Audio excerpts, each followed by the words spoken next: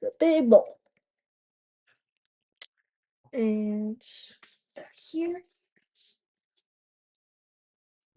All right, we got to get 2 eggs cracked into the bowl also.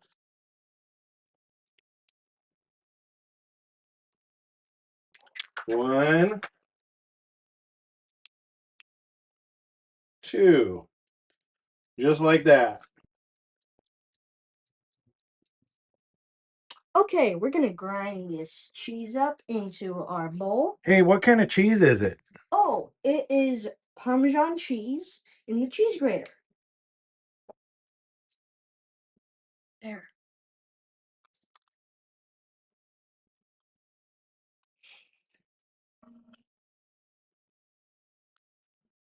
I really like this cheese because it has a lot of flavor. How much cheese do you think we're putting in there? I don't know. I'd keep going. The more cheese, the better. Yep. As you always say when. I'm not gonna say it yet. Okay.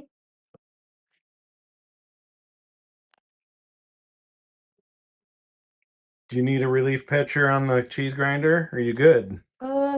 Maybe I'll just do it like this, but that actually hurts me. So Okay.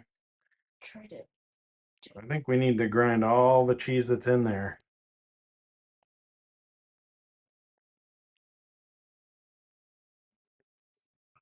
"15 minutes later." Okay. Ugh. Ugh. Ugh. And I think it's done. And there's not much cheese inside. Okay. Well, you got just about all of it, so I think that's good. Yep. All right. On to the next step. All right. I think our bread crumbs are just about ready. Let's pull one of these out and see if it's all dry. You basically just want our little chunks of bread to be nice and dry. I think. Oh yeah, that's nice and dry. So we're gonna go ahead and pull those out and get them into our food processor and get them crunched up. So, are we going to make these croutons or breadcrumbs? We are going to pulverize these completely in the food processor and make breadcrumbs.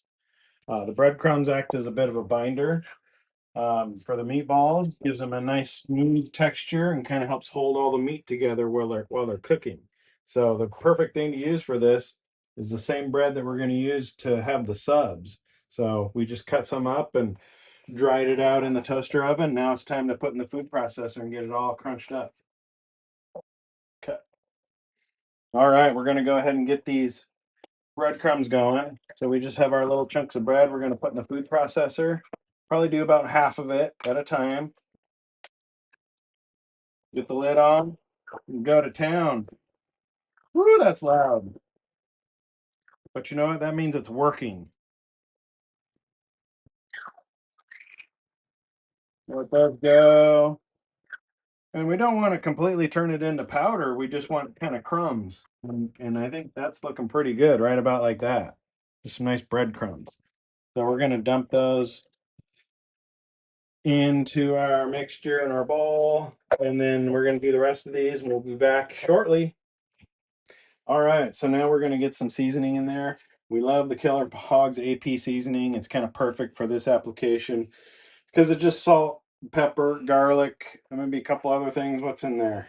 Uh, Spices, parsley. Anyway, it's a good all-purpose seasoning. This needs salt and pepper, so we're going to get some of that in there. And again, like this is not a hard formula for the recipe. We've just done this a bunch, and so we kind of know about how much to put in there. Trial and error is kind of your best friend for something like this. We're also going to get some oregano in there, just kind of a good amount of that. It might have been about a tablespoon of oregano and some dried basil for the meatballs. We're going to use the fresh basil to chop up and put on the finished subs when they're done. So we're going to come back, we'll get the meat in, and we're going to get it mixed up in just a minute.